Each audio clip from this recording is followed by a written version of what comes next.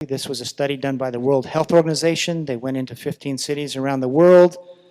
And this study was meant to show that it's good to screen for depression and it's good to get treated for it. The way the study was designed, the World Health Organization investigators went into these journal clinics. They identified people who were depressed by their screening tools, but they didn't say anything. And then they waited to see if the GPs would diagnose the depression. And the thought was, if they got diagnosed, the depressed patients, and got treated, they would have better outcomes. And what they found instead was that the people who got diagnosed and treated were most likely to be depressed at the end of 1 year.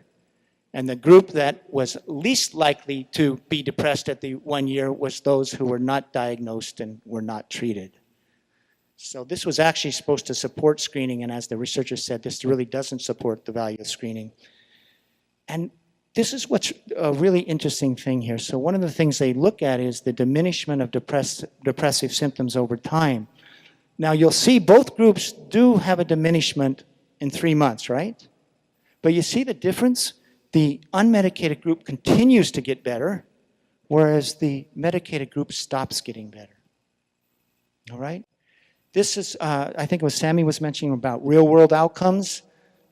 So you get supposedly recovery rates in these short-term clinical trials. This is a study of what was happening to all the patients in the state of Minnesota who were treated for depression, and then looking at what happened at the end of that year. And you'll see that this is a huge study. We're talking about huge numbers of patients. Look how many are still depressed at the end of 1 year who are being treated. It's over 80%. And in the old days, if you looked at a group of patients who were depressed a year later, 85% would no longer be depressed. So whereas we used to have an 85% recovery rate, what are we seeing here in real-world outcomes? Like a 10% recovery rate. This is another study just showing that those groups on medication were more chronically depressed than those off. This was a 6-year study done by the NIMH. If you look at this study done in the 90s, they said, what is the natural course of depression today? We don't really know. So they did a group that was treated and untreated, and you'll see that the group that was treated was 3 times more likely to quit work and lose their regular functioning, and they were 7 times more likely to go on disability. All right, that's again from the NIMH.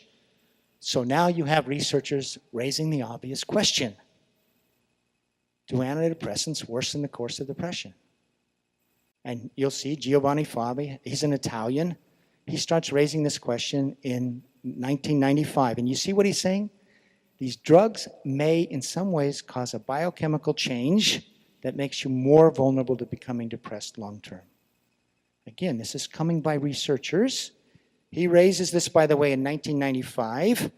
An American then writes back to Giovanni Fabi and says, why are you raising this issue? No one cares. The NIMH doesn't care, the drug companies don't care, so why are you even raising this worry about the drugs worsening long-term outcomes? Stop talking about it. That was one of our leading antidepressant experts, and Giovanni Fabi wrote back, well, maybe in the United States you don't care, but we in Italy do care, and we're going to keep on raising this question. Here he is 16 years later, and again, just read it. I want you to see what they're saying, long-term use, it looks like what is happening.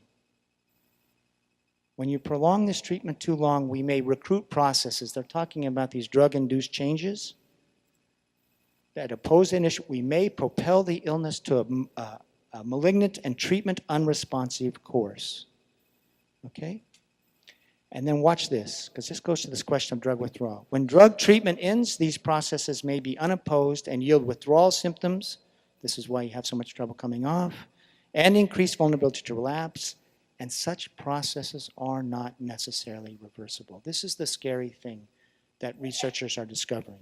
Because we always assume that the brain would renormalize, right, when you come off. There's some worry that it's not necessarily so.